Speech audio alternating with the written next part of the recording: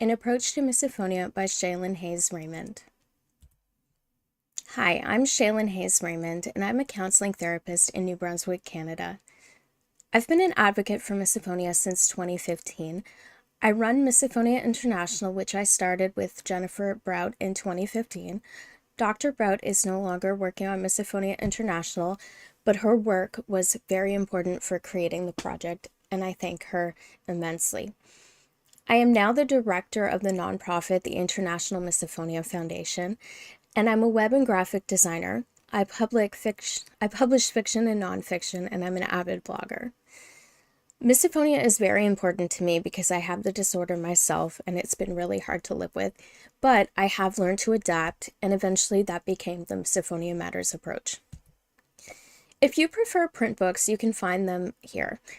For the workbook, which is the taller one, it is on Amazon, and this includes all the worksheets as well as several copies of the worksheets.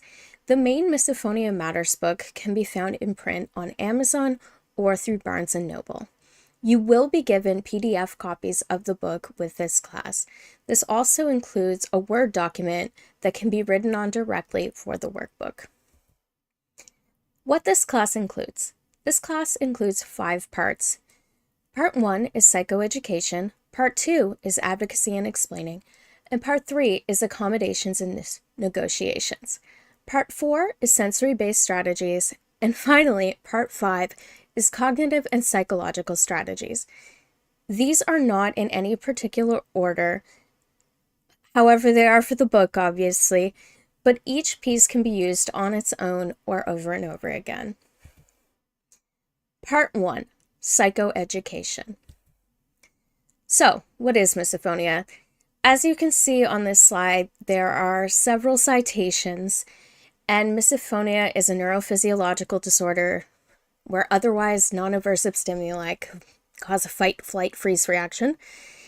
Now, the research and understanding is, of course, relatively new, with the first mention of misophonia being in 2001 by Drs. Yastreboff and Yastreboff, 2 audiologists in their clinic. Now, we have shown that there is a brain basis and sensory motory basis by Kumar. Schroeder found that the auditory cortex and salience network are involved. The amygdala has been shown to be involved in misophonia as well.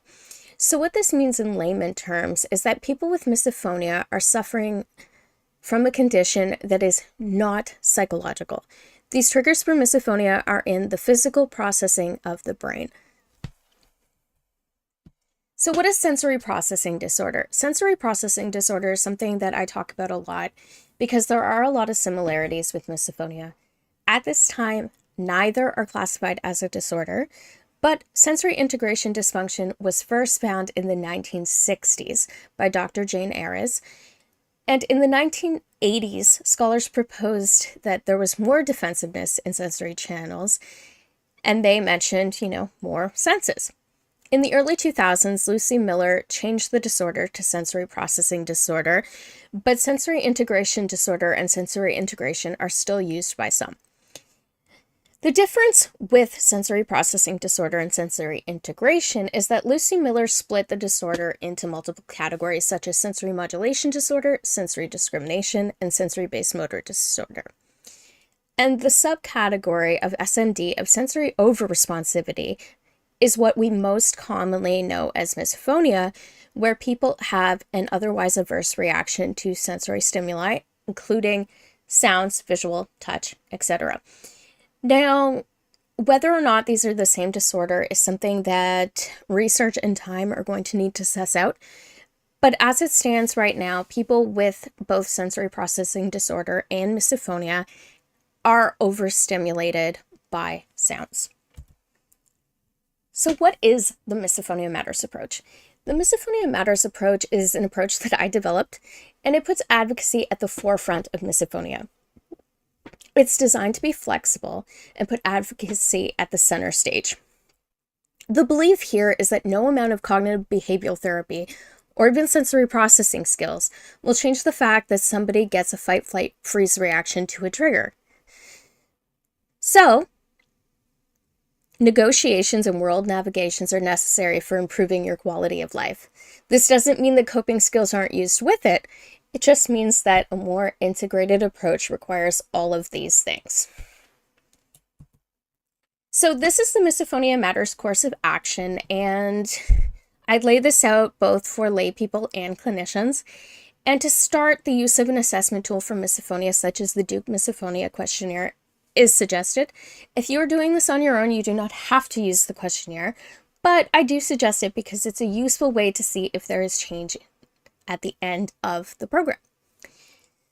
B is psychoeducation resources and education for either the family or the individual.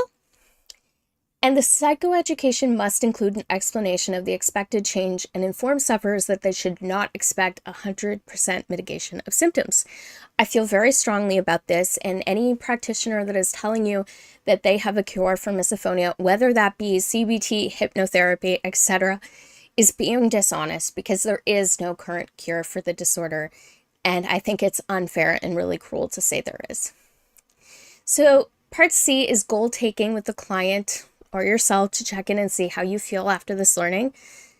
And in the next steps, there are possible pathways, and they can come in any particular order. And that's your advocacy and explanations, accommodations and negotiations, sensory-based skills, and cognitive and psychological skills, which make up this book.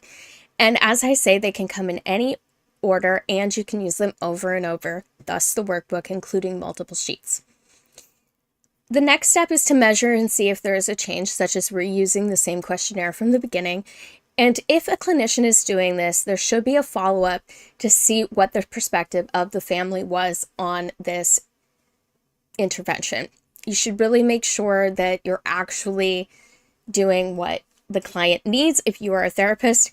And for yourself, it can even be good to follow up to see how you felt about this process and really reflect if there was any change.